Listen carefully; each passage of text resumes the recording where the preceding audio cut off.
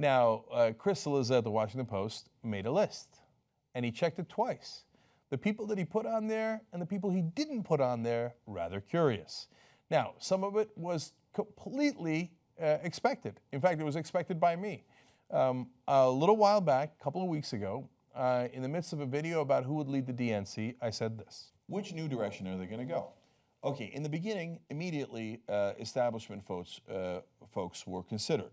Now, these are not necessarily the guys who were considered for the DNC, but they were talked about sometimes in terms of maybe running for president in 2020, and in other ways talked about as the new stars of the Democratic Party. So let me dismiss them out of hand immediately.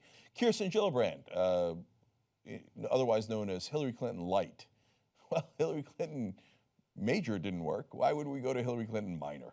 Okay, Cory Booker, Barack Obama Light, secretly takes almost more money than anyone else in Congress from Wall Street and donors. Not remotely interested. No, no, no is the answer. Now, obviously I got that partly from the buzz going around in Washington, but nobody had made a list yet of 2020 contenders. So we didn't know for sure if Booker and Gillibrand were going to be on it, let alone the others. Well, let's find out. So we now have this list from the Washington Post. Guess who's number one on the list? Senator Cory Booker. And they explain, many Democrats see the young, he's 47, charismatic African-American U.S. Senator from New Jersey as the second coming of Obama. Almost exactly how I said they would frame him a couple of weeks ago. Okay, then they go to Senator Kirsten Gillibrand. Whoa, couldn't have seen that coming except for the fact that I did. Now, why do they like her so much? Because of her, quote, rock star level fundraising. How did that work out for Hillary Clinton? She way outraised Donald Trump. She raised over $1 billion. What a rock star she was. All right, one more on Gillibrand. Gillibrand is, according to the New York Post, is already feeling out some of the Clintons' major donors about what comes next for the party. Oh, this is so gross. It's so gross. So these are the top two contenders, the one who looks like Obama and the one who looks like Hillary Clinton. And they both raise money just like Obama and Clinton. And they're even going to the same donors. The ones who told them to not fight aggressively, the ones who told them to capitulate to Republicans, the ones who led to this disasters that we're in. Has the establishment in Washington learned anything? Nothing at all. Let's just go back to the same old players. Hillary Clinton lost, so let's go to the person who's most like Hillary Clinton. And her donors led her to this disaster. Let's go back to the same donors. And every single person on the list, there's talk of, oh, they're from this state, and they almost no policy conversation. Not almost, no policy conversation. He wrote 2 articles about it, didn't mention it at all. He would sometimes say, oh, someone is maybe a little too moderate in these times. Kamala Harris, who's the new senator-elect from California, she's more progressive. Tiny mention of that. But in almost every single person, there's a talk about funding. Where are the donors? Who do the donors want? Let's just give the people, not the people what they want, but the donors what they want. Just give it to them. So on Senator Harris, Harris also represents the largest and most Democratic state in the country. A huge financial launch pad to a presidential bid. Through mid-October, Harris had raised more than $13 million for her Senate candidacy. The only progressive he put on the list was Senator Klobuchar, Amy Klobuchar, and she's not as progressive as some of the Bernie Sanders, Elizabeth Warren, etc. But she's in that group. She's the boring progressive, okay. But there was a note in her. That's the only olive branch you get. But there was a note in her description. Unlike Gillibrand, however, Klobuchar represents Minnesota, not exactly a fundraising hotbed for a national candidate. Now, Cillizza doesn't know he's doing it. He lives in this bubble where the only thing that matters is donors. So if you ask him now, if he watches this video, he's like, what? But the donors are super relevant. But only the person with most money wins. Now, that's true in the past. You had to have a lot of money, and that would certainly be one of the factors. But Bernie Sanders just showed you that you don't need those same big donors. He just did it. It's not like, God, I forgot what happened. It just happened, right? No. And he had no name recognition. and he almost caught the person with the most amount of name recognition and the most amount of infrastructure and establishment help. It was an unbelievable come from behind race. Now, he lost that race. Even though she had all those monumental advantages, she barely won. But you learn no lesson whatsoever. When it comes to the next race, you're like, how do I please, who's going to please the donors the best? That's the person with the Democrats should pick. That's the only people that should be on the list. Now, to be fair, they do have one non-politician on the list. First Lady Michelle Obama. Oh, come on, man. Are you kidding me? Are you kidding me? So we're going to go back to this royalty nonsense. So do I have a bone to pick with Michelle Obama? No, I don't. I don't know her policies. I know that she's in favor of fitness. I don't know much more than that. But I am not awed by someone who has a famous last name. Oh my God, it's Michelle Obama. And then the description says, Obama has one thing, with the possible exception of Booker, that the rest of the people on this list lack: true star power. Oh, the stars and celebrities and money. Oh, no.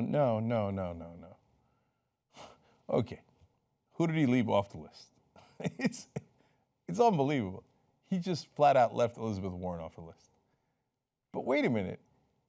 Almost everybody, I mean, I can't believe he did that, because no matter what you think of their politics, clearly Elizabeth Warren has tremendous popularity, and she is one of the leaders of the progressive movement, and by almost any rational standard, one of the leading candidates for 2020. In fact, I think she's clearly the #1 candidate for 2020. No, I don't see her. What do you mean? Elizabeth Warren, what name so? I don't know. Where's her fundraising? But actually, we'll come back to that. Another person he left off the list was Bernie Sanders. But wait a minute. He just came and said, okay, now I know. The reason he left Bernie Sanders off, and I understand it, is that Bernie Sanders is going to be 79 when the next election comes around. So, and that's the only reason why I say Elizabeth Warren is the leading candidate. If Bernie wants to run again, and he has indicated maybe, right? Then obviously he would be a giant contender, and potentially #1 contender. But age is a real issue at 79. I dismissed any age concerns about Bernie Sanders this time around, and it's because Hillary Clinton and Donald Trump are not that far off from Bernie Sanders. But the next time around, he will be almost 80. I'm just keeping it real with you guys. Okay, now, Saliza puts out the list, and the internet goes, same thing I'm saying, are you effing kidding me? So he does a second list, and he's like, in truth, Warren probably should have been on the list. Okay. Now, he says he kept her off the list because she was going to be 71. But wait a minute, Donald Trump would be 3 years older than her. So that doesn't make any sense. And and he said, she expressed no interest in running in this cycle. That's because she was going to go up against Hillary Clinton, the person with the biggest name recognition, biggest war chest, biggest establishment support. This would be an open field, completely different. So Saliza's like, I guess you're right about that. Okay, fine, I'll make a new list and I'll put her on, right? It's begrudging.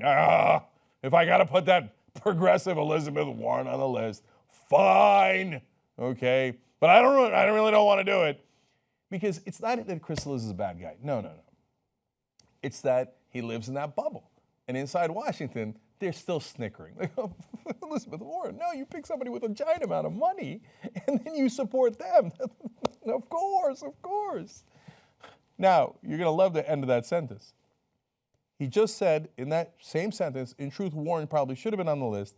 He goes on to say, she's a national figure with a demonstrated fundraising base who emerged in 2016 election as one of the most blunt critics of President-elect Donald Trump. Chris, there are other considerations than just fundraising. People believe in progressive priorities. I know you believe that politics is just a game, and it doesn't matter what you actually believe. Believe ideas. No, you just trick people. You just get the donors, and then you buy a lot of ads, and you get the fancy consultants who are all my friends in Washington, and we just trick you, right? But it turns out, because of the internet, it's hard to trick people, like your first article.